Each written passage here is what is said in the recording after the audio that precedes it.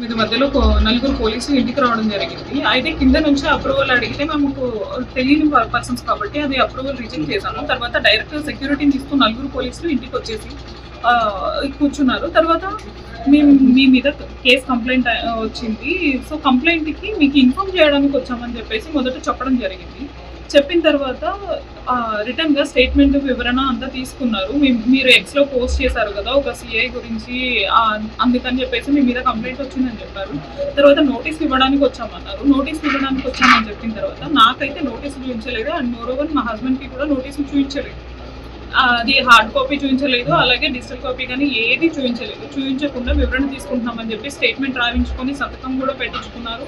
మళ్ళా తర్వాత లేదు మేము అరెస్ట్ చేయడానికే వచ్చాం, తీసుకొని వెళ్తున్నాం, విచారణ చేసిన తర్వాత ఇంటికి పంపిస్తాము అని చెప్పి మళ్ళీ నాతో చెప్పడం జరిగింది. అయితే నేను ఎందుకు అలా తీసుకొని వెళ్ళడము, మీకు ఇది కాదు కదా ప్రొసీజరు. ఇప్పుడు మొన్న కర్నూలుకి వెళ్ళినప్పుడు కూడా అలాగే తీసుకొని వెళ్ళారు.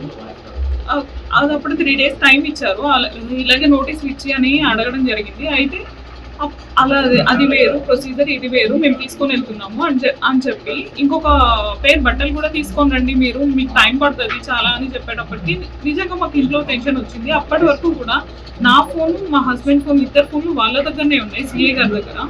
సిఏ గారు చేతిలో పెట్టుకునే ఉన్నారు. తర్వాత నా ఫోన్ ఎందుకు తీసుకొని వెళ్తున్నారు, మీరు డైరెక్ట్ మనిషిని తీసుకొని ఎలా వెళ్ళిపోతారు, నా ఫోన్ కూడా ఎలా తీసుకొని వెళ్తారు, నాకేం సంబంధం లేదు కదా ఎక్స్పోజ్తో అని అడిగితే, మీరు ఎవరికి ఇన్ఫార్మ్ చేయొద్దు, ఎవరికైనా ఇన్ఫార్మ్ చేస్తే లేకపోతే మీరు దీన్ని ఇష్యూని పెద్దది చేస్తే అందరికీ తెలియపరిస్తే దానివల్ల మీరే ఎక్కువ ప్రాబ్లమ్స్ ఫేస్ చేయాల్సి వస్తుంది అనే వర్డ్ అయితే యూజ్ చేశారండి ఖచ్చితంగా.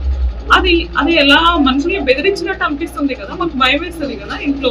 తర్వాత నేను మా కజిన్కి ఫోన్ చేయడం జరిగింది. అతను కిందికి వెళ్ళేలోపు కింద ఆ వెహికల్ దగ్గర నుంచి అతన్ని తోసేసుకొని మరి పోలీసులు మా హస్బెండ్ని తీసుకొని వెళ్ళిపోయారు. నిజం చెప్పాలంటే ఇది ఇంట్లో వాళ్ళని కానీ మనుషుల్ని కానీ ఒక భయభ్రాంతులకు గురి చేసినట్టే అనిపిస్తుంది కదా చూసే వాళ్ళకి ఎవరికైనా కూడా. అది అలాగే అదే పొజిషన్లో బాగా అనుభవిస్తే అది మాకు ఎంత భయంగా ఉంటుంది. ఇంట్లో చిన్న పిల్లని పెట్టుకొని ఇలాంటి పరిస్థితులు ఎదుర్కోవాల్సి వస్తుంది. ఇది ఖచ్చితంగా తప్పు. ఈ పోలీసులు దౌర్జన్యంగానే చూడాల్సి వస్తుంది.